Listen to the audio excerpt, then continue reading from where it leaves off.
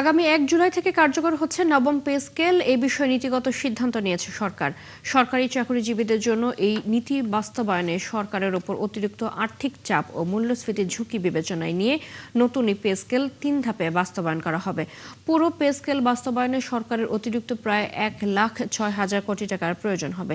এ কারণে প্রথম ধাপে বর্ধিত মূল বেতনের ৫০% কার্যকর করা হবে। এর জন্য আসন্ন বাজেটে ৩০,০০০ কোটি টাকার বেশি বরাদ্দ রাখার প্রস্তুতি এরই মধ্যে সম্পন্ন হয়েছে।